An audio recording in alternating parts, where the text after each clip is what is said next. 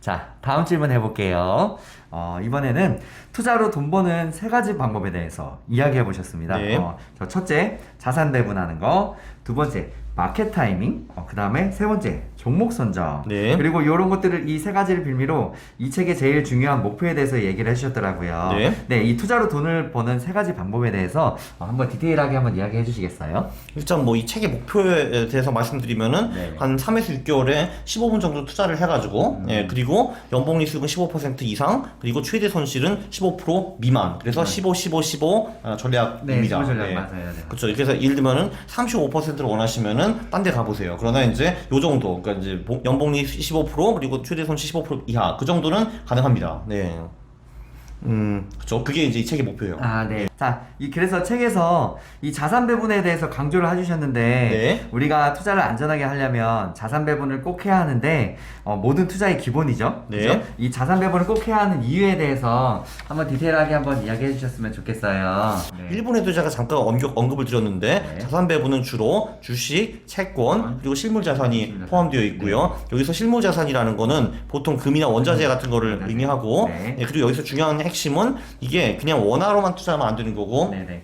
달러화도 좀 포함이 되어야 되는 겁니다. 네. 그렇다면은 달러를 그냥 보유하는 전략도 뭐 나쁘지는 않지만 네. 달러화 자체는 수익이 별로 안 되잖아요. 그렇죠. 그렇기 때문에 미국 주식이나 채권 같은데 분산 투자를 하면은 알아서 자동으로 달러 투자가 같이 같이, 되는 겁니다. 그렇죠. 네. 네. 그래서 이게 그럼 우리의 이제 자산군이 4개가 있잖아요. 주식, 채권, 실물 자산 그리고 달러화 네. 요 4개가 있는데 네. 그 경제의 어떤 시나리오거든 이 4개가 전부 다 같이 망하는 가능성은 아주 희박하다고 보시면 됩니다. 네. 예를 들면 올해 같은 경우는 네. 주식과 채권이 좀 전반적으로 안 좋았잖아요. 그렇죠. 금리가 많이 올라가지고 네. 채권을 망하고 그 주식은 뭐 세계 경제가 좀 이렇고 인플레이션 어쩌고 전쟁이 어쩌고 해가지고 이제 많이 망했는데 예를 들면 올해 같은 경우는 상반기 같은 경우는 원자재가 그래도 꽤 괜찮았고요. 그리고 상하반기에 달러화가 계속 오르고 있습니다. 물론 며칠 전부터 좀 하락했지만 전반적으로는 올해 달러화가 어떻게 보면은 우리 전체 포트폴리오를 먹여 살릴 수 있었다 이렇게 보시면 되거든요.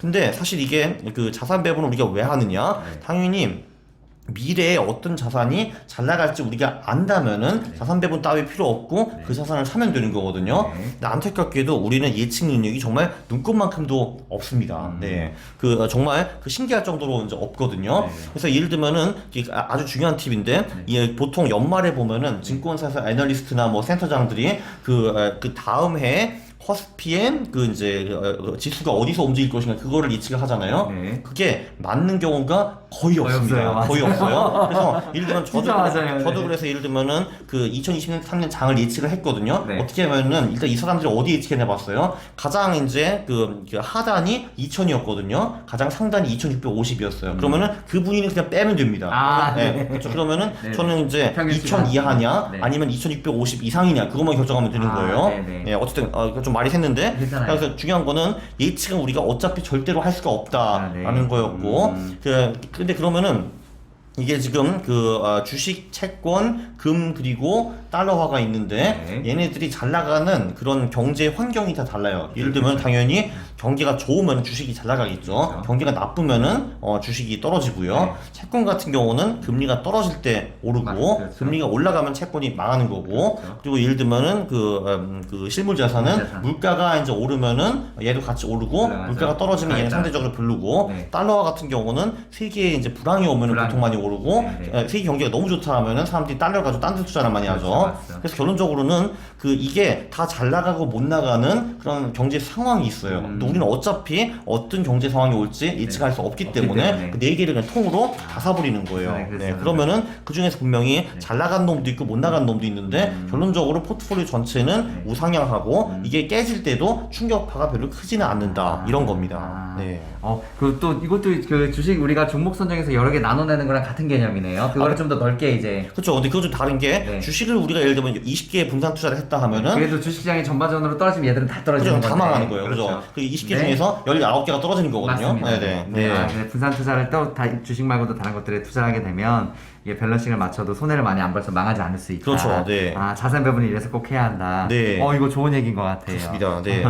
자, 또 다음 질문 해볼게요. 그 작가님 제가 책을 읽어봤는데 네. 그 중에 마켓 타이밍과 헬로윈 전략에 대해서 얘기해 주셨더라고요. 네. 이 헬로윈 전략의 이 주기적인 사이클이나 뭐 그런 것들하고 뭐 이제 한국하고 미국 시장에서의 헬로윈 전략이 어떻게 다른지 이런 것들 얘기해 주셨는데 마켓 타이밍과 헬로윈 전략 이게 어떤 거예요? 이게 이제 네네. 그 헬로윈 전략이라는 게 네네.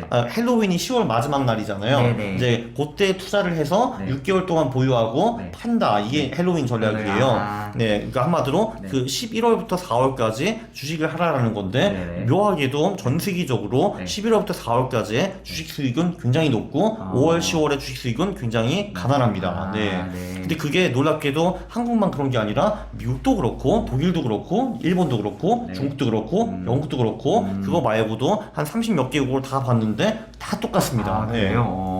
물론 그렇다고 해서 네. 매번 11월, 4월에 주식이 오르고 네. 5월, 10월에 매번 떨어지는 거는 그렇진 아닙니다. 않죠. 올해 네. 같은 경우는 안 그랬으니까. 그렇죠. 네네. 그래서 예를 들면은 한국 같은 경우는 네. 11월, 4월에 투자를 하면 10번 투자하면 7번 정도 벌어요.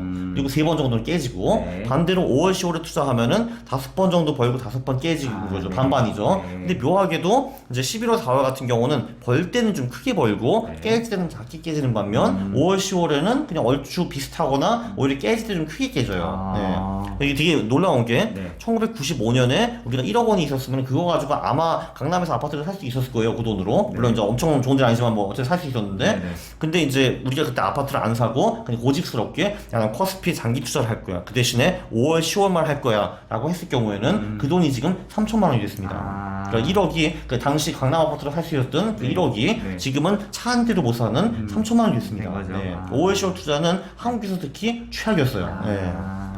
저도 이거를 네. 제 돈을 까먹으면서 배운 겁니다. 이게. 그렇겠죠. 네, 네. 왜냐면은 저도 사실 그걸 처음에 안 믿었거든요. 네, 네. 이건 우연이지. 야 11월 4월이 5월 10월보다 좋을 근거가 뭐가 있어라고 했거든요. 그래서 이제 매년 11월 4월에 벌고 5월 10월이 깨지고 11월 4월에 벌고 5월 10월이 깨지고 이거를 반복을 하니까 한 5년 하다 보니까 야 됐어.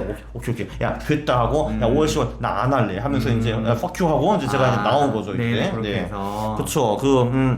그래서 네. 이제 몸과 돈으로 직접 체험한 전략이고요. 네, 네. 근데 제가 이 말을 벌써 여기서 한 20번을 한 것 같은데 꼭 이 말을 안 듣고 네. 5월 10월에 가가지고 얻어 터지는 분들이 있고 이게 답답한 거예요. 그러니까 네, 그래서 뭐 이런 거잖아요. 그러니까 저기 힘센 깡패가 있으면은 네. 가서 개기지 말아라고 제가 말을 해주는데 아, 꼭 네, 가서 네. 개겨 가가지고 그러는데 그러니까 깡패당이 5월 10월이죠. 근데 하면 이제 퍽 얻어 터지겠죠. 근데 굳이 그거 말해야 하나? 그러니까 이제 분명히 가지 말라고 했는데 네. 가서 난 이길 수 있어 가는 거잖아요. 이게 근데 꼭 그러더라고요 사람들이. 맞아요. 나 세게. 저희 네. 개인적으로 이런 얘기 너무 좋아하거든요. 네, 네. 근데 우리가 주식에 대해서만 이야기해야 하니까 사실 그쵸. 좀 딱딱 왜냐면 이게 다들 각자의 개인의 이 재산이 달려 있는 거예요. 맞아요. 당연히 신중하게 접근을 해야 되는데 네. 이렇게 편하게 이렇게 이야기도 하고 싶기도 했어요. 근데 작가님 이런 얘기 해주시니까 너무 좋아. 네 말씀하세요. 그래서 이제 5월, 10월은 정말 네네. 아주 위험한 깡패라고 보시면 돼요. 네네. 당연히 개기면 안 되는 거죠. 피해가야지 이게. 그렇죠, 근데. 피해가야죠. 그렇죠. 근데 가가지고 꼭 이제 아. 그래서 제가 이제 야 얘들아 피해가라 하는데 꼭 가서 개긴 애가 있어 이렇게. 그러니까 답답합니다 이게. 답답해요.